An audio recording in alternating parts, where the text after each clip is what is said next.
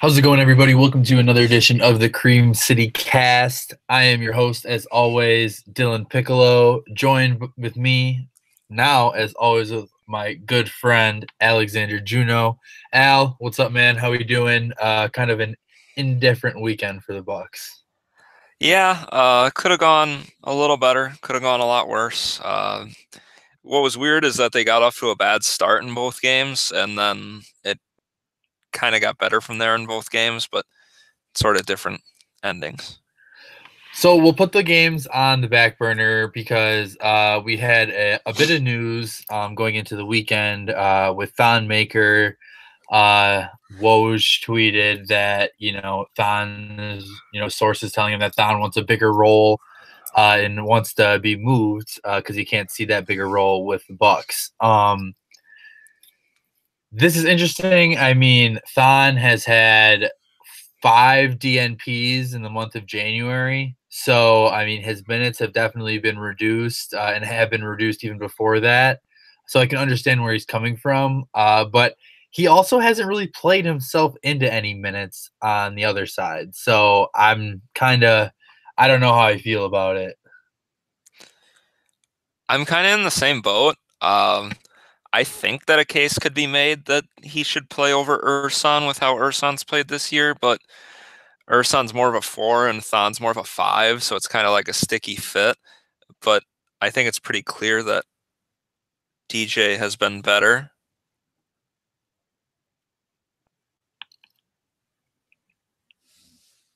You there? Yeah, the computer froze. I just wanted to make sure it was still going, so I was gonna. Yeah, you're good. You could just start whatever. Start over, whatever. Okay, now it's frozen on my end. All right, now we're back. It's good now. Yeah, go ahead. Okay. So I think DJ has outplayed Thon pretty heavily this year. It's kind of up in the air what you think about Ursan. I definitely know that some people think Ursan's playing better than Thon, but I don't know. Ursan's been moving so slow lately. And like for me personally, I don't blame Thon, but I want to be realistic. Does another team have that role for him? Does another team have 20 minutes a game to give to Thon Maker? I don't think so. Yeah, and I don't really think so either. So, and in that situation, I don't think a trade can happen necessarily because we're just trying to move Thon Maker. I think like if you're gonna trade Thon, like you're gonna throw him into something because like I don't know really like what a team is gonna offer him. Like if a team throws you like a second round pick, are you gonna just like take that? I don't think you are. I don't think John Horst is gonna sell that low on him. So I think there's not really a market for him right now because he hasn't played himself into a market, if that kind of makes sense. Yeah, I think there's teams that could definitely be interested in him, but I don't know if there's any team that would give up anything of value for him. Right. Exactly. I just don't see it. I think that, you know, there's definitely people around the league that liked him when they drafted him. People were high on him. He was a top 10 pick, maybe a little too high, but definitely saw him on mock drafts around there. And I just think that he's never really just like put it all together. There's a couple games where he does put it all together and it's scary what he can do like effectiveness wise, but it's those other nights where all right, he's not really hitting his jump shot, he's not really blocking shots, he's not really rebounding that great. I mean, what is he really adding? So are you going to say all right, well we hope those games multiply and he gets better from that, or is he going to be kind of this inconsistent guy that has a lot of the physical traits but not necessarily the mental or whatever it takes to do that on a consistent basis? Yeah, that's what's always been sort of tough for me with Thon Maker is that you see some things that he does well, and I think his ability to move his feet on defense and stay in front of people is pretty valuable. But in terms of like a basketball IQ and putting it all together, it's tough to say that Thon Maker's done that at any point. Right. And I think we need to talk about, because I think it's important, kind of how if they did want to move from Thon Maker, even if they did center a trade just around Thon to get an asset, the play of Christian Wood in the G League's got to make that a little easier. I mean, another fantastic performance with what was it, 40 and 20 this past weekend. So he's playing fantastic. I think the Bucks need to give him a shot. I also think they have a plan for him in terms of bringing him up later in the season, but I just don't see why if you have Thon on your roster and you're planning on like keeping him, why can't Christian Wood give you those minutes and maybe even produce and give you a deeper bench? Because we'll talk about it later. The Bucks didn't look deep at all against Oklahoma City and against Orlando. They had 14 bench points against against Charlotte. They had 14 bench points against Charlotte, and they had 15 against Oklahoma City. I don't think Christian Wood's good. Like, I don't think we've ever talked about this before, but like especially for what the Bucks need their big men to do, they need guys who can defend positionally. I don't really think that's Christian Wood. He's not the worst on that end. He's not like Jabari Parker, but he's not fast, and he doesn't really have good instincts or positioning. And I think that's a big reason why a lot of the times he puts up these big numbers with the Herd, is because they make a massive deficit for themselves. They've not been a good defensive G League squad this year, and that's not just on him, but he is a part of that. He's played a lot of minutes for them, and he can't shoot. And like, he would be the worst shooter that the Bucks play besides Giannis, and I'm not actually sure he's better than Giannis. He attempts 4 3-pointers per game in the G League, and he shoots in the low 20s in terms of percent. So like, I don't know. I'm probably more out on Christian Wood than anybody else, but I just feel like it's worth mentioning. I think that my point is that we haven't, other than he has played sparingly this year. He's played a few games. What's the risk of bringing him up for a week or 2 weeks and giving him 12 minutes off the bench where Thon is? I mean, is there a risk in that? I don't think there's a risk, but I don't really think it makes sense. Like, they see these guys in practice every day, and if one guy's way better than the other guy, I think if it was close, he would have gotten minutes by now. But what I'm saying is that that could be what they're saying, but I'm saying is that they're doing this wrong. I think that when you have a player playing like that and you have Thon Maker that's not giving you anything, and especially, after these 2 games where you have 14 and 15 bench points, I think there's no risk of bringing him up for 2 weeks. All right, if it works out, then great. Then he can come in and help this team in the stretch of the season. Maybe he's not going to play a lot in the playoffs, but when in the depth of the season where you need a lot of guys ready to go on a night-to-night basis, and he can help you win those games, then there's no question that's what that's what you should do. That's what I'm saying, that I'm not seeing what they're seeing for some reason. But obviously, I'm not seeing practices and all that stuff, but, I think you kind of have an open spot there, and you have open minutes, it seems like. So why not at least give it a chance? And if it doesn't work, then all right, then it doesn't work. And then we say, all right, this is over with. We know. But why are we just sitting there having this unknown factor? You know what I mean? Not really. I mean, I don't think he's bringing anything that Ersan and DJ don't give you. I think, well, he would bring different skills, but I don't know if those skills make them better as a team. But that's the thing, you don't. But that's the thing, you don't know. So you have a valuable asset, and you're not even trying to figure out if it can work in your system. I mean, like, and the only way that I think that you can figure that out is in an actual game. I don't see. To me, that just makes it seem like the G League isn't a valuable experience at all, because, like, well, if you're saying it is a valuable experience, that means he's very good, because he's averaging absolutely astronomical numbers. He's putting up really big counting stats. I don't think he's putting up really big impact.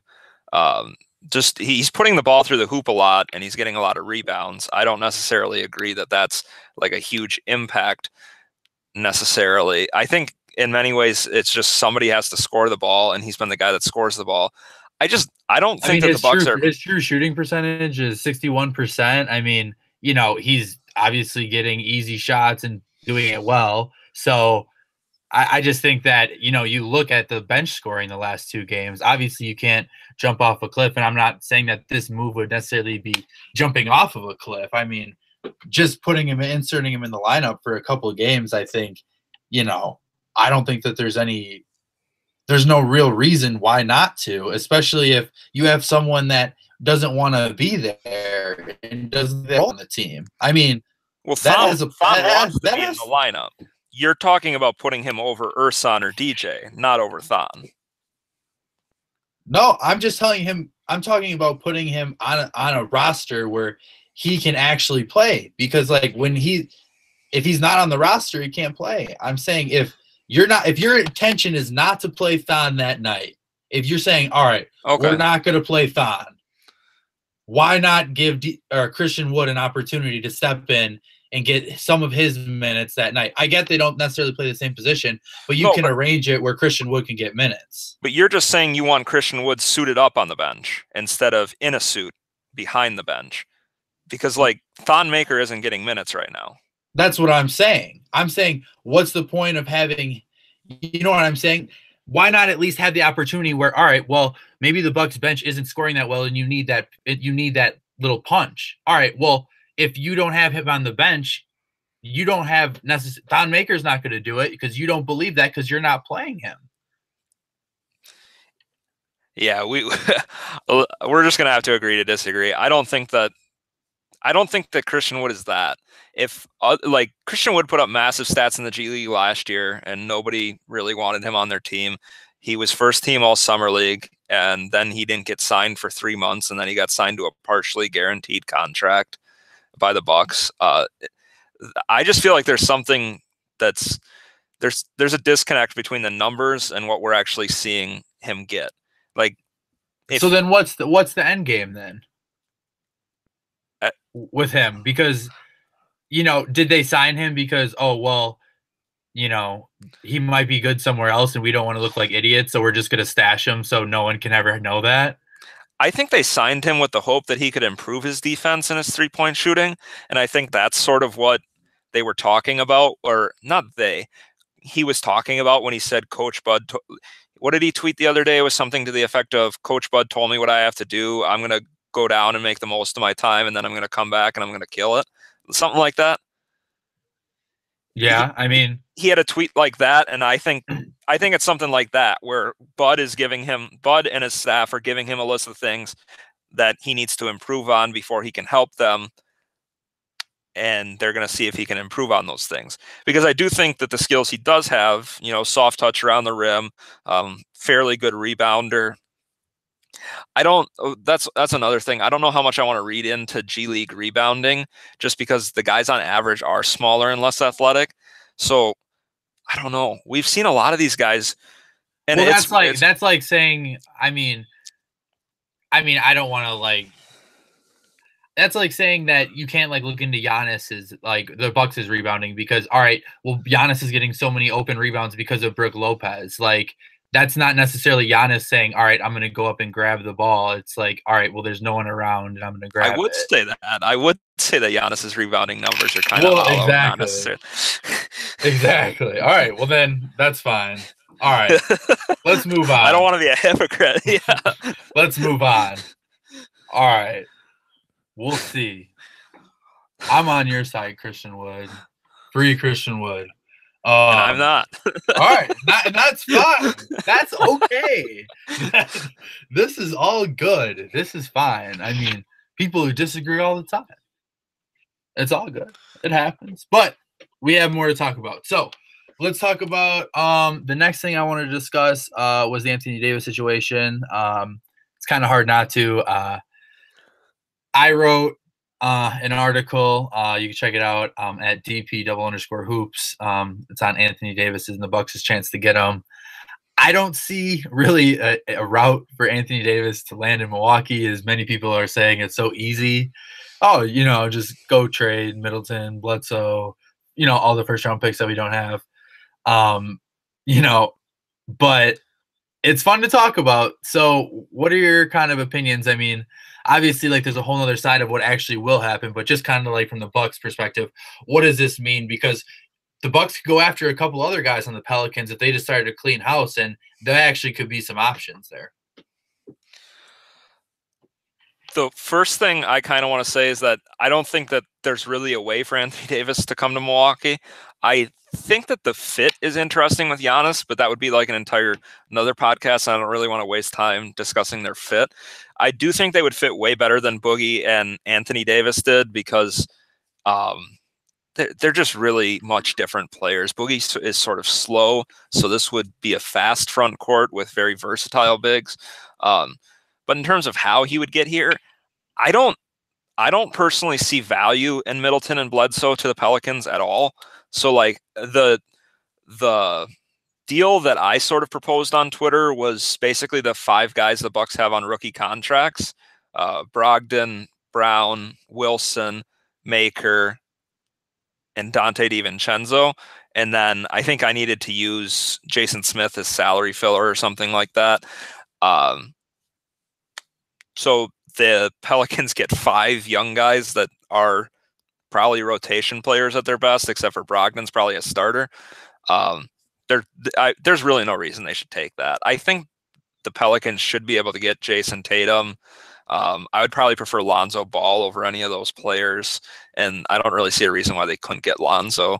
If it's Lonzo and Kuzma, I think that's a no-brainer. I think you got to take that if you're the Pelicans. Yeah. I think because I like Jason Tatum, and you can, but are you just going to take Jason Tatum? You're probably going to have to take both. You're probably going to want to have both if you're the Pelicans, him, Tatum, and Brown. And I don't know, because I was listening to NBA radio and they're talking about assets and, what good are they until you use them? I mean, they talk about Boston. They had Kelly Olynyk, which could have been probably a sweetener in some deal that they could have made, but they just let him go and didn't get anything for him. So what kind of is Boston going to do with that?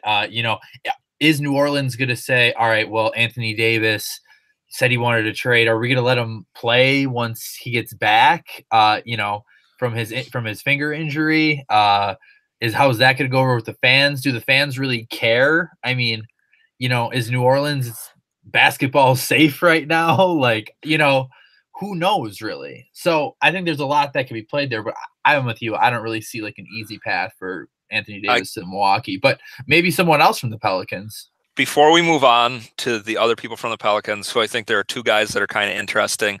I think the big picture stuff you kind of were just mentioning was interesting. I do think the end of Anthony Davis in New Orleans could be the end of New Orleans basketball. I saw that Bovada just tweeted out odds of where the Pelicans franchise is, and New Orleans is still the favorite to keep their franchise. But like, if there's a chance that they could move, like billionaires from Louisville, billionaires from Mexico City, billionaires from Seattle are going to call, and they're going to be like, here's an offer, because everybody wants an NBA team because the NBA is the best. But the other thing I wanted to mention is, in terms of, it doesn't matter to me that the Bucks can't get Anthony Davis. I just don't want the Celtics or the Raptors to get Anthony Davis, because then, like, that changes. Like, the Bucks can come out of the East this year. If Boston has Anthony Davis and Kyrie Irving and Al Horford and Gordon Hayward, I don't know if the Bucks can come out of the East anymore. So that's definitely worth mentioning. And if Toronto has to give up like OG Anunoby and Pascal Siakam, and they still have Lowry, Kawhi, and Anthony Davis, like, game over. Like, that's wow. But Drew Holiday, how does he get here? I think obviously you got to move on. You got to figure out some way to, work in Bledsoe. I mean, I'm not moving Middleton for Drew Holiday.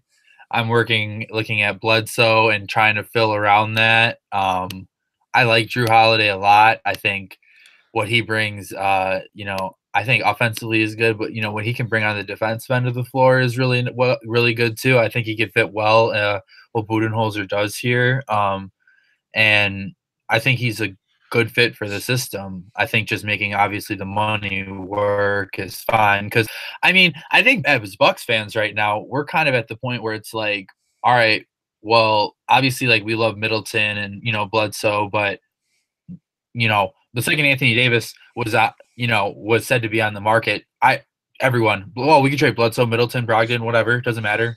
We no strings attached to anyone except Giannis. So yeah, that's for Anthony Davis, but are we going to do the same thing for lesser players as well? So that kind of is the big thing, and it talks about bringing him back as well. For me, I think a Drew Holiday package would have to be built around Brogdon because Brogdon has restricted free agency rights, and he's young enough where you could sort of talk yourself into re-signing him, and he's probably not good enough where he would ruin your tank if you're trying to tank for a few years, but he would be a nice guy. Like if you get a very good big man prospect, you need a guard to get him the ball. Malcolm Brogdon can be that guy. So I was thinking in terms of making the money work, George Hill, big expiring, Malcolm Brogdon, Thon Maker. That way Thon can get out and in theory minutes would be open. The reason I like Drew Holiday is mainly his defense. I think he's a more like I started talking about this with a buddy of mine. People will say that like Malcolm Brogdon's a way better 3-point shooter than Drew Holiday. Well, Drew Holiday actually shoots off the dribble and has a way quicker release. And I think that sort of stuff kind of matters when you talk about how slow Brogdon's release is and the fact that his attempt rate is sort of low compared to the rest of the Bucks. So that's sort of what I would focus on. Holiday's defense, what he was able to do in the first round against Portland last year was just fantastic. And like, they're good guards in the East. If he can do that for the Bucks, they could seriously have a chance to get to the finals. And then with Bledsoe and Holiday against Curry and Thompson, you would feel better than. Absolutely. You wouldn't feel good, but better. Yeah. You wouldn't feel good. You'd feel like semi like uncomfortable still, but it would be all right. So did you say there was one more guy? Maybe? I think Nikola Mirotic is worth mentioning just because of the impact he could have for the Bucks spacing wise. I don't know if it makes sense with Brook on the roster really, and the fact that he would play the same position as DJ and Mirotic, but DJ and Ersan. Oh yeah, I meant to say DJ and Giannis, not DJ. Yeah, so Oh, but just because those are all the power forward minutes, etc. right. Absolutely. All right. So we'll move on from that and we'll discuss the two games for this weekend. First, the Milwaukee Bucks defeated the Hornets 108-99 after a very slow start. And we talked on our last podcast, and you mentioned this as one of your worries. You said the Bucks, you didn't hope come out flat, and they came out very flat, very, very flat. And it was not good to start. It was not a very attractive game from either team, actually, to start. It was kind of hard to watch. But they persevered, and they came back in the second half and won that game. Giannis finished with 34, 13 rebounds, 3 steals, 3 blocks. Brogdon, 19 points, 5 rebounds. Bledsoe with 18. Middleton with 15. Like I'd mentioned before, 14 bench points, and the Bucks outscored the Hornets in the fourth quarter 32-12 to seal that one up to come back. So give me some of your key takeaways from the game against the Hornets, kind of a trend we saw over the weekends with the slow start. It was really bad to watch. I was there. It was just painful. You know, they got off to the slow start, and you know, when they're down 10, you're waiting for them to like just claw their way back into it. Second quarter goes by, they're still down about 12, 14. Third quarter goes by, they're still down about 12, 14, and you're like, crap, they're not going to come back from this one.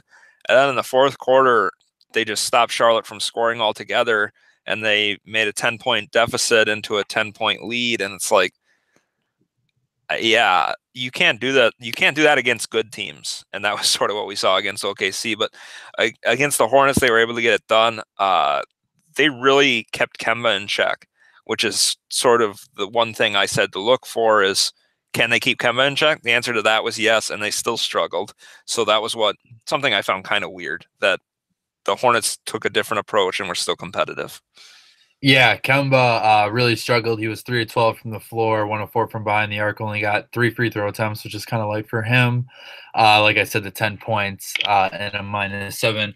You know, I think when you saw a real effort early in the game to have Eric Bledsoe get in the post and really try to take advantage of Kemba Walker, and it really wasn't working out to start. Bledsoe finished with, like I said, with 18 points, 7 to 16 from the floor. So I didn't necessarily like how they attacked to start out with, but they kind of came around, and like you've kind of said all year, the Bucks have always just kind of came around when they're down 10 eventually.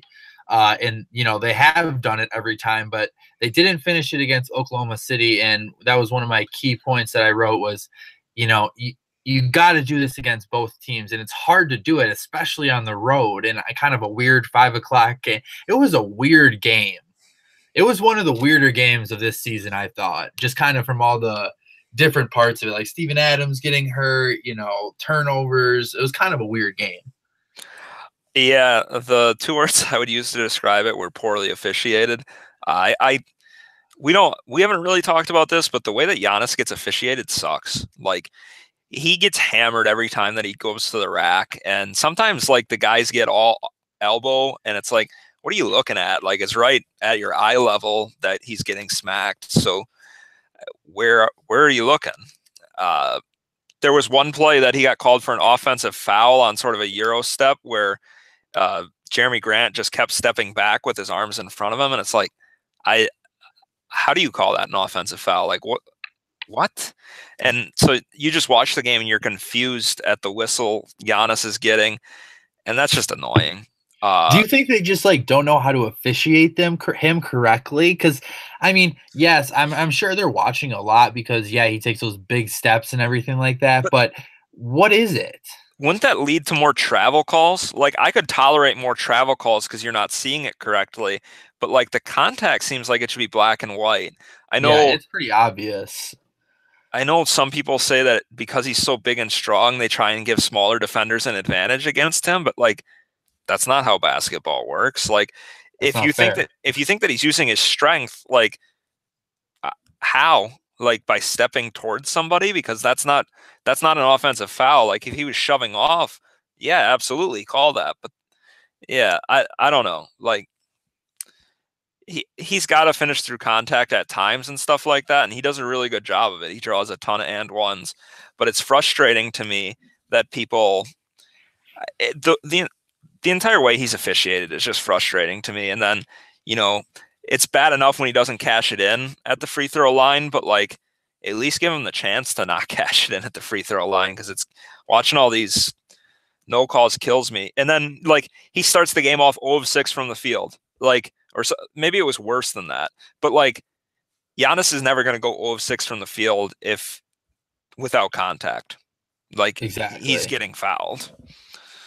I thought, and you saw his kind of mindset change because he got blocked for a career 7 times yesterday. He started to kind of change his mentality and started to finish more at the rim. And I had tweeted that. I said, he's got to start finishing more at the rim where he can't get, they can't block him. It's going in the hoop and he's going to get fouled. And you started to see that, and he started to finish a little bit more.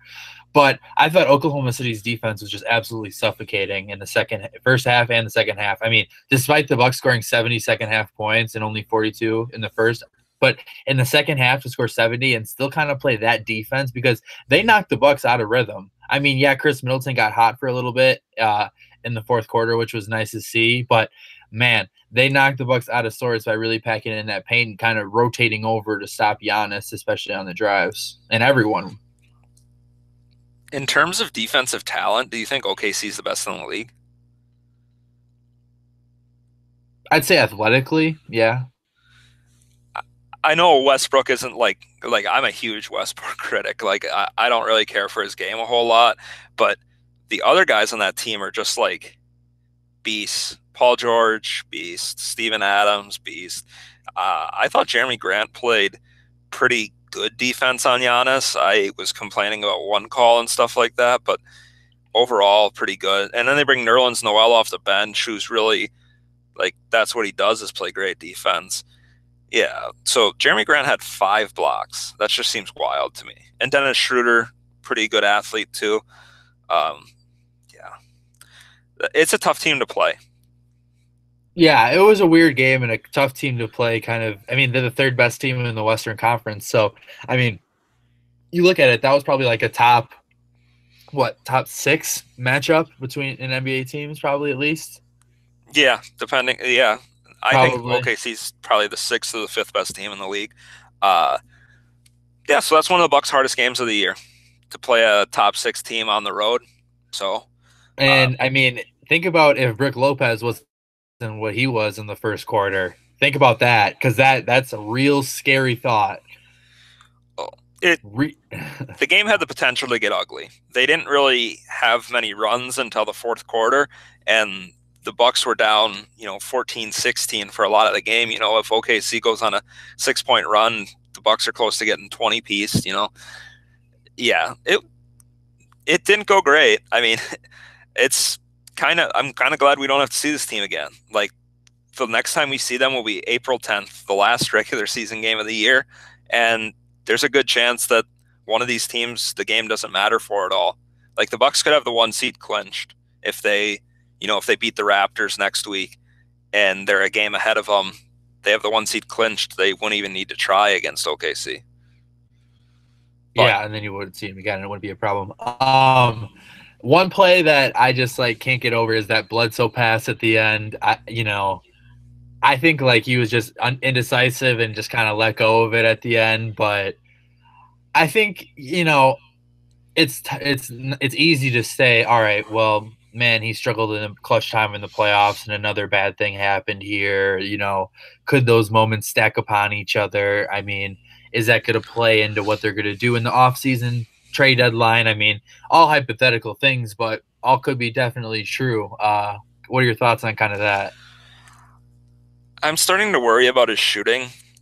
He had a really bad shooting night against the Hornets from three, and then he goes 1 of 4 against the Thunder. Um, his game is built so much on finishing these really tough drives at the rim that if he's not doing that, he really struggles with efficiency. Against the Thunder, 14 shots, 11 points. Couldn't really get his teammates going either. He only got 3 assists, had 4 turnovers. Um, he was the only starter that was negative. The rest were either even or positive. It's tough. We talk about how bad the bench is, but you don't really care that much about the bench if all the starters are doing what you need them to do. And really, he was the one that laid an egg against OKC. So it's tough. If he's not consistently great, this Bucks team looks a lot weaker. And what he does defensively is valuable. Like, he was matched up with Westbrook for most of the game, and Westbrook had a terrible night. So, Yeah, I think and I wrote about this. I think Bledsoe's kind of the ignition, kind of. I mean, Giannis, obviously the offense runs through him, but Eric Bledsoe kind of sets the tone for this team offensively on a night-to-night basis. I mean, as much as you don't necessarily see it in the stat line, the time when he possesses the ball and he brings it up the court and he'll either drive to the rim, he'll start the motion by passing out to the corner, you know, there's different things that he can do. And when he's not doing it well, it kind of throws a wrench in everything that the Bucks are trying to do. yeah, I'd agree with that. If they need him to be good, when he takes his pull-up threes would be really great if they went in at a little bit higher clip, because the guards really play off him, and if they play on him, he's going right by him and he's at the rim. Uh, I don't really know. I don't know. I'm sure they work with him on it, and I'm sure he's getting a ton of practice shots up. And he knows that if he shoots 29% from three for the year, it's going to affect his paycheck at the end of the year. But when he hits those pull-up threes, they're devastating for the other team's morale. He hit that one near the end, and I'm like, oh, we're right back in. And then Paul George came and ripped my heart out. But How about Paul George? he's a beast. Like, playing off Westbrook has really sort of changed his game, and like now he gets to attempt all these ridiculous pull-up threes, and he has a little bit less pressure on him every night. It's awesome. His games in the playoffs last year where he went off were great. This is That kind was of a general. Go ahead. I was going to say that was probably the best game against the Bucks this year. Like, Kemba's 40 was impressive. That triple double by Doncic was kind of impressive, but I think that what George did yesterday was just the best thing we've seen against the Bucks. This is kind of a general NBA question. Do you think like what Paul George and Kawhi are doing will have any effect on free agents in the future? Like kind of deciding, all right, let's, playing with LeBron. Obviously, Kawhi has to make his decision yet, and I think he's going to go to the Clippers. But I think what their success they're having with these other teams is having a big effect on what's happening with kind of LeBron and the Lakers' willingness now to maybe go and get Anthony Davis. Yeah, the Lakers are going to make the best offer they can. I don't think they can afford to wait anymore because if the Raptors go to the finals this year, I can't see Kawhi leaving. Even if he did leave, he's going to the Clippers. He's not going to the Lakers. Yeah, I don't know. I just don't see that happening. I literally have no idea what's going to happen anymore. The NBA is so confusing. I know. It's like I talk about. It's like a male soap opera. It really is. It's like I make fun of like my mom or whatever, whoever for watching like their afternoon stories. I'm like, this is just the male version of that. Really, it is a bunch of hoopla. Yeah. Well, when you have guys like Thon Maker making trade requests, it's all scripted. Like, it can't be real. When I saw that and I saw Woj tweeting that, I'm like, man, like, I should be breaking that news. Like this is not like a Woj bomb type. Yeah. When you think about what Woj did in the last 5 days, he broke that Anthony Davis wanted to be traded, and he broke that Thon Maker wanted to be traded. So, like, I think the Thon Maker one's more impressive. Yeah, there's just like this huge array of things that Woj breaks, and there's the small things, and then there's the big things. My friend sent me a thing from Bucks Reddit, and it was the Michael Jordan and Thon Maker identical plays tape. Have you seen that? I think I have. I know I've seen one with Giannis, I think, but I don't know if I've seen the. Yeah. You know what kind of is funny? When like First Take talks about the Bucks randomly, sometimes they'll always slide in at the end. Oh, imagine what Thon Maker could be. They won't talk about anything that's like actually like factual about the team. They'll be like, but at the end they'll just slip in. Oh man, that Thon Maker. Oh my God, just imagine what he could be. Yeah, that seems to be. Maybe they can convince somebody to give us something valuable for Thon Maker, because us people that watch him every game are like, yeah, he could be something, but he's probably always going to be the guy that can't catch a basketball and struggles to shoot consistently. Yeah, Stephen A. needs to start demanding that 80 for Thon straight up. Who says no? Exactly. Right.